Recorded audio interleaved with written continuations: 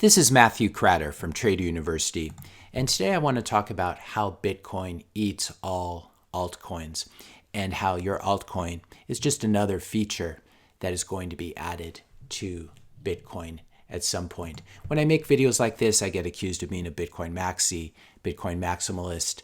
I'm accused of being dumb or closed-minded or technologically incompetent, saying that I prefer steam engines to internal combustion engines. But it's actually a little more nuanced than that. And one way of explaining it is to think about the history of the iPhone.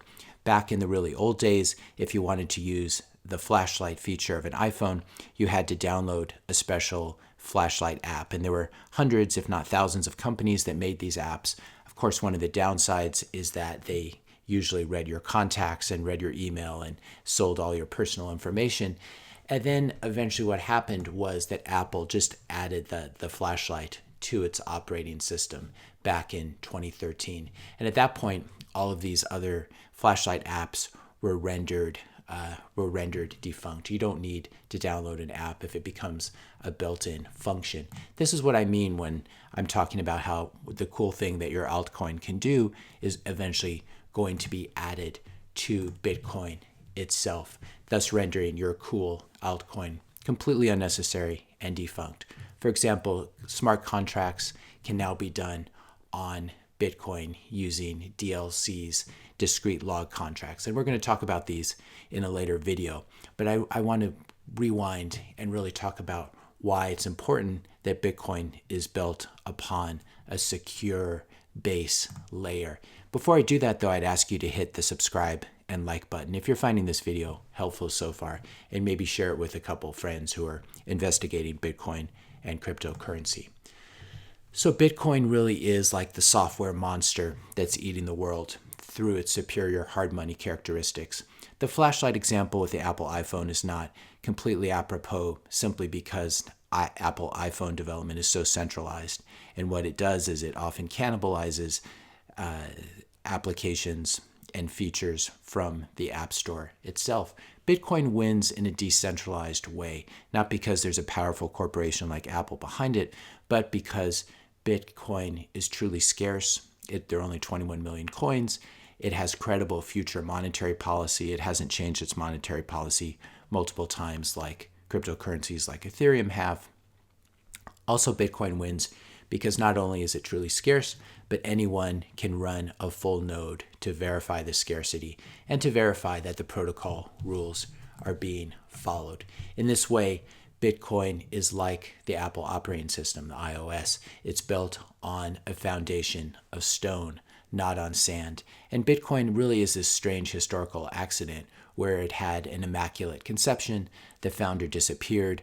All the early people were not altcoin promoters trying to do pump and dumps, but they were actual mathematicians and cryptographers and libertarians and cypherpunks who were very interested in things like liberty and freedom. They weren't just interested in money, and there wasn't any money to be made in the really early days. So Bitcoin had this really immaculate conception, very different from Ethereum, which started off raising a lot of money and having a very centralized structure. There's no corporation or foundation that controls Bitcoin in the same way that XRP is controlled by Ripple Labs and Ethereum is controlled by Vitalik Buterin and his cronies. Further, Bitcoin is a foundation of stone because it's secured using energy-intensive proof of work, which is much more secure than proof of stake. Proof of stake just recreates the existing fiat system. The more money you have, the more influence you have in validating transactions. Now, what a lot of people forget is that in engineering, it's always a question of trade-offs. Nothing is perfect. And so you can't just be like Elon Musk and say, I want to make Dogecoin 10x faster and 100x cheaper than Bitcoin. Elon understands that there is such a thing as engineering trade-offs. If you are going to have true decentralization, you need to have an immaculate conception like Bitcoin had. There's no other cryptocurrency that had an immaculate conception like this that wasn't issued by a single group, corporation, foundation, group of developers, etc. To maintain that decentralization that was present from the immaculate conception, you don't want to have a centralized authority. This is the whole point of blockchain, where people can talk, where you can have peer-to-peer transactions. There's no middleman or third party verifying things. True decentralization, you want your money to be permissionless. If you have a centralized authority, then that centralized authority can censor your transactions. And so to have true decentralization, you also need to have lots of different people running full nodes all over the world, validating that the protocol rules are being followed and validating that the Bitcoin miners who really work for everyone else, they're not in control of the network, they work for everyone else, and if they create a bad block, that bad block will be rejected by the full nodes. We can see here that the full nodes are all over the world on every continent. And so if the US were to shut down, make Bitcoin illegal for some reason, you'd still have all these full nodes running and validating transactions everywhere else. Now, if we want to run a full node, if we want everyone to be able to run a full node, or as many people who want to, this is impossible to do, especially in less wealthy countries, maybe in Asia or in Africa. It's impossible to do if the blockchain is too large. If it takes up too much memory, then you need a very expensive computer to hold the blockchain, which is just the history of all the transactions that have happened in the currency. The nice thing about Bitcoin is the blockchain is still small enough you can run it on an old Raspberry Pi or an old laptop. And so when you hear someone pumping their latest and greatest cryptocurrency, you have to always ask them and ask yourself, what are these trade-offs? The trade-offs are usually between centralization, speed, and security. So for example, if you want to maximize speed, you shouldn't use blockchain. You should just use a centralized database like Visa does or like PayPal does. Now these centralized databases are obviously massive. If you wanted to, you wouldn't be able to put this database, for example, on a laptop. And so if you're going to have maximum speed, you end up with maximum centralization. Of course, the problem with centralization, as we said, is that these are not, centralization means that things are not censorship resistant or permissionless.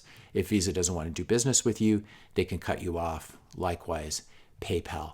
Also, it's important to remember, as I've talked about in other videos, that Visa and PayPal are not self-standing systems.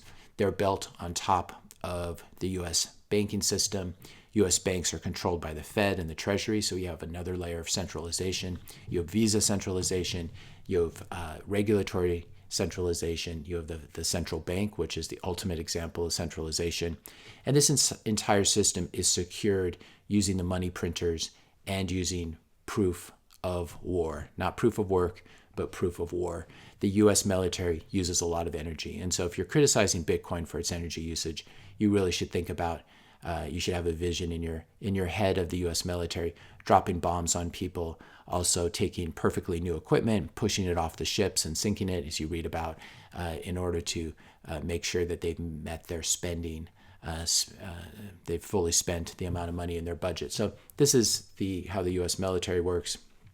U.S. banking system, extremely inefficient, lots of skyscrapers, etc. So these are the trade-offs between centralization, speed, and security. If the blockchain gets too big, if it grows too quickly, gets too large, then not as many people can run a full node. Also, if it's very complicated, not everyone can run a full node. And this is really how Ethereum functions now.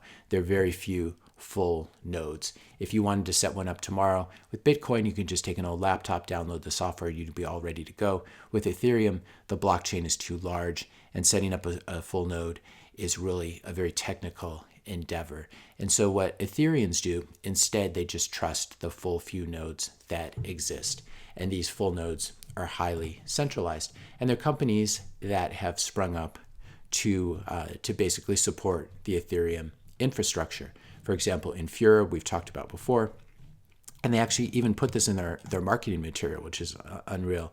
It can get expensive to store the full Ethereum blockchain, and these costs will scale as you add more nodes to expand your infrastructure. And so instead, what's the solution? You just host your full node or allow Infura to run your full node. And so we have this problem where Infura becomes the new centralized location. And you have a lot of smaller nodes or client nodes that are trusting these full nodes run by big companies. And then, of course, when Infura goes down, the entire Ethereum infrastructure crumbles, and you're not even able to withdraw Ethereum from the exchanges. So this is the problem with a centralized solution, and it's also the problem with having a very large blockchain. Only Bitcoin has the most secure and decentralized base layer, secured by proof of work. Now, this base layer, there are lots of names for it. Layer 1, the base layer, the blockchain itself. The blockchain itself, of course, is just a chain of blocks. Each block contains a bunch of transactions, and these are chained together by the Bitcoin miners and secured using proof of work. Because Bitcoin is so energy intensive, it's very expensive to rewrite the blockchain and to try to do a double spend transaction or to try to change the transaction history. This is a feature, not a bug, of proof of work systems. And Bitcoin has the most powerful proof of work system of all the cryptocurrencies. Dogecoin runs on proof of work, but it doesn't have the same security or the same hash power. So we have the base layer of Bitcoin. This is the secure foundation, like the Apple operating system, that everything is built on. If you build your entire DeFi system on top of a foundation of sand, which is what Ethereum is, it's centralized. It's moving to proof of stake, which makes it even less secure, though proof of stake is very good for all the original people who received pre-mined and pre-sale coins. It's very good for them to allow them to consolidate their power, but it means you get much more centralization and hence less security. So Bitcoin has this very powerful base layer, and then you have layers that are built on top of that. You may have heard about off-chain Bitcoin, sidechains, layer 2, like the Lightning Network. I'm using these somewhat interchangeably, though they do have distinct meanings, to mean anything built on top of layer 1. The most important thing that a lot of people new to cryptocurrency don't understand is that you want the most secure, decentralized base layer. And then you build your house on a foundation of stone, not a foundation of sand, to use the biblical metaphor. I'll give you an example of how a sidechain may work. So we have this proof of work foundation. We have the blockchain. We have layer 1, which is the most powerful, secure, scarce money in the world. And then you can do various things once you have a strong foundation. You can build sidechains onto Bitcoin. Anyone can do this. And the way it works is you basically do what's called a two-way peg, where you lock up some Bitcoin on the base layer using multisig, so multi-signature. When this Bitcoin is locked up, and this is real Bitcoin that you have to purchase, you're then, once it's locked up in a multisig vault, essentially, you're then issued tokens on the sidechain. And then you can play around on the sidechain. You can do anything you want with these tokens. You can secure the sidechain using proof of work or using proof of stake or using anything you want. But the point is that this Bitcoin is backed up and locked up on the base layer, on the blockchain itself. So sidechains, they can function as a sandbox where you get to take your Bitcoin, you leave it on chain, but then you issue tokens against it, and you can really play around and experiment. Or you can come up with solutions like Liquid, for example, which I'll talk about in a minute. So basically, you lock up your Bitcoin on the base layer, you issue tokens on a sidechain, you can play around with them, and then when you want your Bitcoin back, you basically need to provide cryptographic proof that you've destroyed these tokens, these sidechain tokens, and then you're given your Bitcoin back on the base layer, on the blockchain itself. A really good example of this is Adam Back's work. He was one of the authors on what are called pegged sidechains, which is what we're talking about, where you peg your Bitcoin to the base layer, and then you issue sidechain tokens. Here's the original paper if you want to read about it. Adam Back and Blockstream have gone on to actually build a sidechain network called Liquid. This is used for traders to arb Bitcoin prices across exchanges around the world. They can send the Bitcoin very quickly on the Liquid sidechain, and they can then use it for trading. So this is mainly used for traders and for Bitcoin and Bitcoin exchanges to allow them to move the Bitcoin really quickly, and it's extremely fast, and it's also confidential. So this is an example of a Bitcoin sidechain. Here's another description of Liquid that I thought was good. Liquid operates as a sidechain to the Bitcoin network. It uses a one-to-one peg token called LBTC to move funds around more quickly than the regular network. And then it's overseen by a federation of select nodes. Each of these nodes has is part of the multi-signature vault on the blockchain. I think there's something like 12 to 15 federation nodes, and I think there are 15 federation nodes, and then 12 of them have to sign off in order to move the Bitcoin on the base layer. So we'll talk more about these sidechains.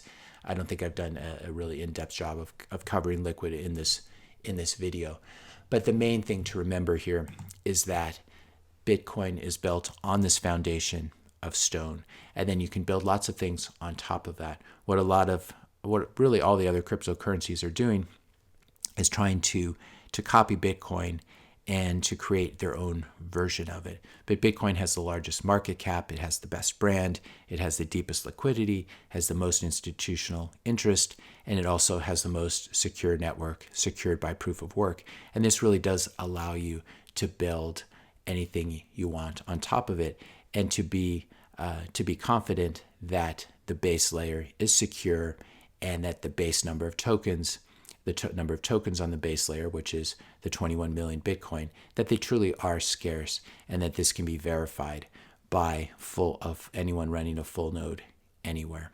If you found this video helpful, be sure to hit that subscribe and like button. Hit the notification bell if you want to be notified when I publish my next video.